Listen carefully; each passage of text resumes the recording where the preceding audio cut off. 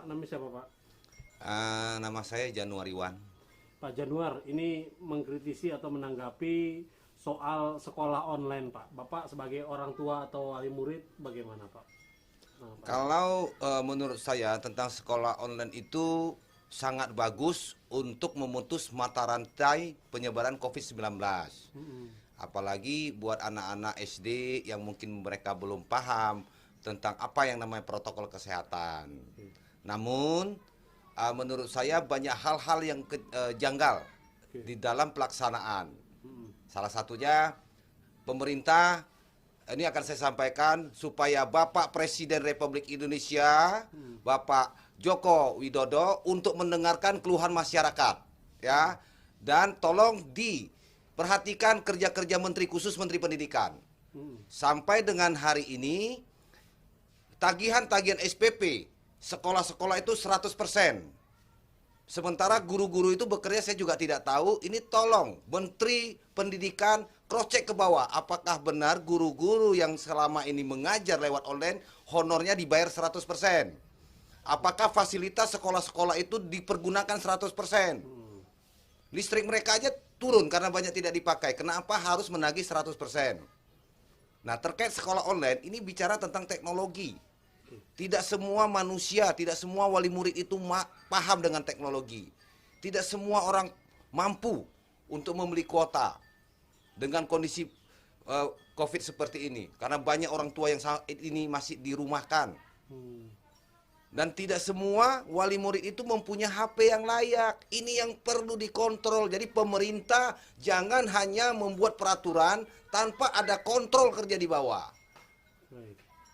Dan saya juga minta sebagai wakil kami, Komisi 10, Anda di mana? Anda mewakili bidang pendidikan, dengarkan suara rakyat. Jangan Anda duduk enak-enak di dewan tanpa memikirkan keluhan wali-wali murid.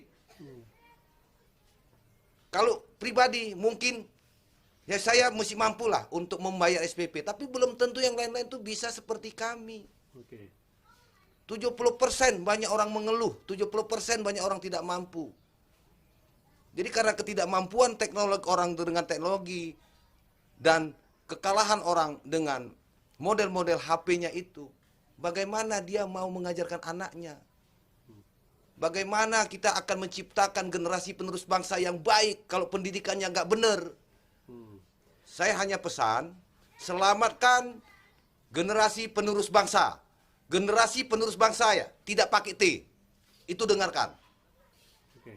Pak, artinya kalau memang sekolah online diberlakukan, Bapak ingin ada kompensasi terhadap SPP sekolah begitu Pak? Karena tidak 100% mereka bekerja begitu, artinya gitu Pak?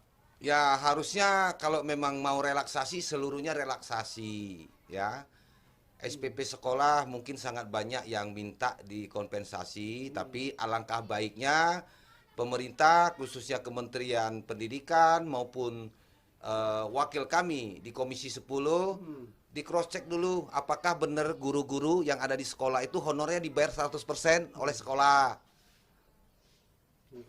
Cek kembali pengeluaran sekolah itu apa benar tagihan listrik dia saat sebelum Covid dan sesudah Covid itu sama. Fasilitas-fasilitas sekolah kan banyak nggak dipakai, itulah dipertimbangkan.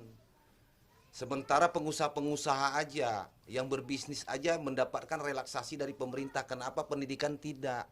Ini demi anak bangsa Pak. Bukan bicara kepentingan pribadi. Pak, kalau terkait sosialisasi yang Bapak butuhkan sebagai masyarakat, tadi Bapak sebutkan masyarakat banyak yang belum mengerti atau gugup terhadap teknologi ini, seperti apa kepinginnya Pak sosialisasinya? Ya sosialisasi itu hampir semua. Pemerintah sekarang itu hanya menyampaikan peraturan-peraturan lewat media online, lewat surat edaran, lewat keputusan-keputusan segala macam. Tapi di masyarakat kan tidak tahu. Contoh, sampai dengan hari ini saya katakan new normal orang hanya tahu judul. Tapi orang tidak tahu new normal itu bahwasan masih ada COVID-19 di sekeliling kita. Dan bagaimana mencegahnya. Tidak ada sosialisasi pemerintah pusat sampai ke daerah-daerah. Harusnya dilewatin melalui jalur-jalur RT, RW, semua harus jelas. Masyarakat selama ini kebablasan menganggap new normal Ini adalah sudah seperti normal. Wajar kalau namanya dampak penambahan kasus setiap hari itu bertambah. Pemerintah harus jeli, jangan hanya bisa membuat peraturan tapi tidak bisa mengkontrol dan mengevaluasi. Itu pesan saya sebagai masyarakat. Oke Pak, terakhir penegasannya artinya Bapak setuju, namun harus ada koreksi lagi begitu terlebih dahulu gitu Pak. Pasti harus koreksi. Kalau tidak koreksi bagaimana mau evaluasi? Kalau sudah dievaluasi oleh Bapak Presiden tentang kinerja-kinerja di pendidikan yang selama ini dianggap resapel, menurut saya, ngapain? Yang penting saya pesankan, selamatkan anak bangsa, tidak pakai T. Oke, baik Pak. Pak, tapi mengenai anak di rumah sejauh ini belajarnya bagaimana Pak? Soal belajar online Pak, yang Bapak lihat. Kalau anak saya pribadi belajar online ya biasa-biasa aja ya, alhamdulillah ya memang mungkin di rumah kita juga ada paket internet dan sedikit juga kami juga paham teknologi.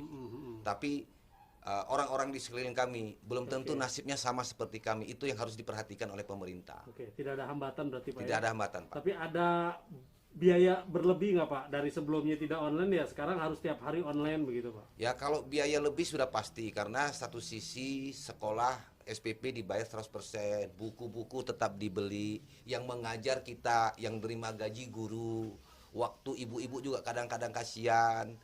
Ya apalagi ada anak-anak bayi, harus ngurus anak bayi, harus ngajar anaknya untuk online, belum lagi masak. Jadi ini sebenarnya yang sangat membebankan para kaum ibu-ibu di rumah khususnya. Oke, jadi saran Bapak sudah seperti ini tapi lebih diperbaiki lagi ke depannya, tidak dirubah sistem penerapannya, tidak usah dirubah lagi Pak ya? Ya, kalau menurut saya sistem penerapan boleh-boleh aja untuk belajar di rumah, khususnya untuk anak-anak SD yang belum paham protokol kesehatan. Yang ditakutkan adalah ketika banyak model-model masker, anak-anak di sekolah, yuk tukar masker. Nah itu juga nanti akan menjadi penyebaran COVID. Kalau untuk anak-anak, kalau untuk yang mungkin tatap muka ya, mungkin SMA ke atas mereka sudah paham dengan protokol kesehatan. Jadi evaluasi itu sangat penting. Kita melihat, kalau saya ditanya sangat senang karena dengan cara sekolah di rumah ini adalah cara untuk memutus mata rantai penyebaran di sekolah-sekolah. Tapi perhatikan juga, jangan hanya menciptakan aturan tapi tidak bisa mengontrol dan tidak bisa mengevaluasi. Itu saya sampaikan. Saya tetap mendukung kebijakan pemerintah, tapi tolong dievaluasi dan dikontrol. Jadi atas harus tahu bawah. Jadi jangan terlalu banyak muncul peraturan-peraturan yang masing-masing merasa benar, tapi kita sendiri yang bingung. Kami masyarakat bingung yang benar siapa gitu loh. Baik Pak, terima kasih banyak Pak atas waktunya Pak Januar.